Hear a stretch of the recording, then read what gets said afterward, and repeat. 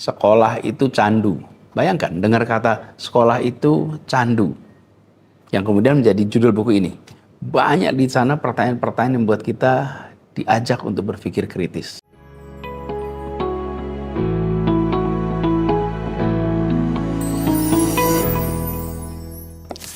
Assalamualaikum warahmatullahi wabarakatuh. Bertemu lagi dalam segmen review buku. Kali ini saya akan membahas sebuah buku yang judulnya Sekolah Itu Candu, karya Rum Topatimasang. Buku ini kalau lihat ukurannya kecil, tapi ceritanya besar dan panjang di belakangnya. Dan buku ini salah satu buku bertema pendidikan dari penulis Indonesia yang paling banyak dibaca. Kalau kita lihat sejarahnya, edisi pertamanya muncul tahun 98. Waktu itu diterbitkan oleh Pustaka Pelajar dan dicetak sampai 14 kali. Ini luar biasa. Lalu penerbitnya pindah ke Insis Pers. Nah, buku yang saya pegang ini merupakan edisi ke-9, terbitnya Oktober 2024. Jadi ini cetakan ke-23. Saat itu saya ke pos bookshop di Pasar Santa. Saya lihat buku ini, kemudian saya beli.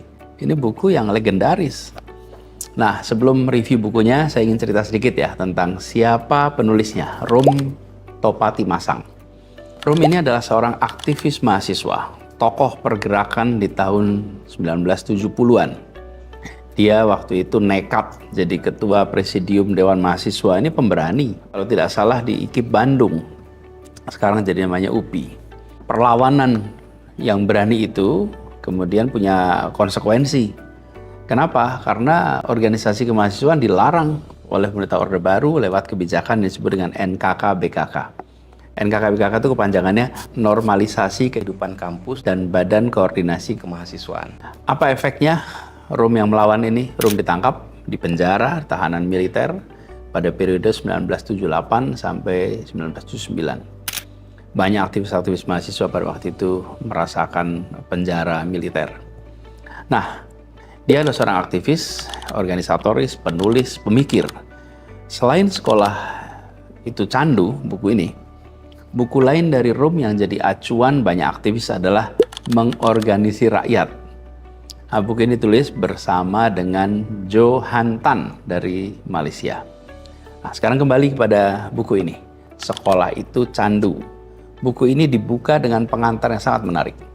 Prolognya dimulai dengan tokoh Sukardal yang datang ke perpustakaan tahun 2222.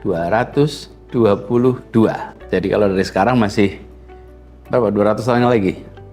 Nah, Sukardal kemudian menemukan arsip lama dalam keterangan dilarang membaca. Hal itu yang justru kemudian membuat Sukardal penasaran dan ingin membaca naskah dengan judul Sekolah. Apa bab pertamanya? Buku ini langsung menyajikan fakta menarik tentang sejarah sekolah. Istilah sekolah itu sudah ada sejak zaman Yunani kuno. Dalam bahasa Yunani kuno, istilahnya skole, S-K-H-O-L-E. Ini memiliki arti waktu lenggar, waktu senggang. Jadi pada masa itu, di era Yunani kuno, masa senggang digunakan untuk pergi ke rumah filosof atau mendatangi filosof atau orang berilmu untuk tanya berbagai masalah. Jadi sekolah itu awalnya bukan gedung khusus untuk belajar, tapi waktu longgar, waktu luang. Karena itulah kemudian orang mendatangi orang berilmu dan belajar. Di buku ini juga dijelaskan tradisi-tradisi sekolah yang ada di berbagai belahan dunia, mulai Cina, Eropa, juga termasuk Nusantara. Nah, Rum juga menjelaskan sistem klasikal Pestalozzi, yang akhirnya kemudian sistem ini diadopsi menjadi sistem sekolah modern yang berkembang sampai sekarang, termasuk model penjenjangan kelas seperti sekarang, dasar, menengah, atas, dan lain-lain. Jadi secara umum, buku ini disajikan dengan cara yang unik. Bahkan beberapa bagian di buku ini tuh ditulis dengan pendekatan kayak cerpen.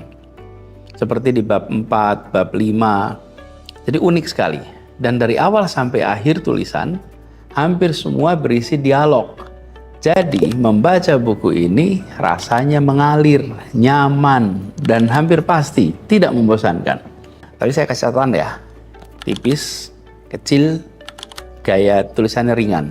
Tapi banyak sekali pertanyaan-pertanyaan yang buat kita berpikir dengan dalam. Daya berpikir kritis kita akan terpantik oleh pertanyaan-pertanyaan yang ada di dalam tulisan-tulisan di buku ini. Misalnya saja pada bab yang judulnya Sekolah itu Candu. Bayangkan dengar kata sekolah itu candu yang kemudian menjadi judul buku ini. Banyak di sana pertanyaan-pertanyaan yang membuat kita diajak untuk berpikir kritis. Lalu dalam bab sekolah itu candu diajukan sebuah studi kasus. Seorang anak muda bernama Eko diberhentikan dari sekolahnya karena melakukan penelitian dengan tema yang agak nyeleneh. Lalu hampir semua pendidikan tinggi menolaknya. Di tengah polemik tersebut, ada satu rektor yang mau menerima Eko tanpa tes. Pertanyaan, keputusan manakah yang sebenarnya tepat? Lalu melalui studi kasus itu, kita diajak membedah keputusan-keputusan yang dibuat di lembaga pendidikan dan dampak-dampaknya. Jadi buku ini secara tidak langsung menggugat sistem pendidikan formal yang terkadang dianggap terlalu kaku, penuh dengan kebakuan, sehingga seringkali kurang memberikan ruang untuk improvisasi, ruang fleksibilitas. Efeknya apa? Jadi malah melupakan tujuan utama pendidikan itu untuk apa. Dan aktivitas sekolah yang menjadi kegiatan berulang itu kemudian bisa menjadi kegiatan yang membosankan bagi murid-muridnya. Ini pendekatan yang sangat menarik. Nah, sekolah ini juga bisa menjadi tempat seperti Menara Gading. Apa sih artinya Menara Gading itu? Tidak membumi, jauh dari realita. Nah, buku ini memberikan perspektif-perspektif yang berbeda seputar masalah pendidikan. Jadi, bagi penggiat pendidikan, pemerhati pendidikan, buku ini layak jadi salah satu sumber bacaan, bisa menambah wawasan, bisa memberikan perspektif baru. Dan menurut saya, buku ini, Sekolah itu Candu, memang enak dibaca dan perlu. Tapi juga diingat bahwa buku ini disunting, diedit, ditulis di era 80-an. 80-an itu 40 tahunan yang lalu. Artinya apa? Fakta-fakta yang disampaikan di buku ini sebagian sudah mengalami perubahan konteks. Misalnya tentang seragam. Pada pertengahan 80-an memakai jilbab mungkin dulu dianggap aneh. Tapi sekarang anak sekolah pakai jilbab sudah hal yang umum, jamak. Itu ada di sini. Atau tentang kurikulum. Mungkin pada masa itu lebih kaku, lebih membosankan. Ya tentu sudah banyak perubahan. Saat ini kurikulum pendidikan pun secara umum dibuat lebih menarik, lebih interaktif, lebih berjalan dua arah. Kemudian ruang diskusi sekarang dibuka lebih lebar, lebih luas. Mungkin suasananya tidak semembosankan di era 80-an. Jadi ada konteks waktunya dari sebagian contoh-contoh yang dibahas di sini. Tapi secara umum buku ini baik. Buku ini bagus sekali untuk dibaca, merangsang kita untuk berpikir hal-hal yang fundamental, memikirkan tentang pendidikan dengan kritis. Karena itu saya boleh anjurkan kepada teman-teman yang punya perhatian di bidang pendidikan untuk baca buku ini. Sekolah itu Candu oleh Rum Topati Masang, dan insya Allah ada perspektif-perspektif baru yang akan kita dapatkan dari baca buku ini. Selamat membaca, terima kasih. Assalamualaikum warahmatullahi wabarakatuh.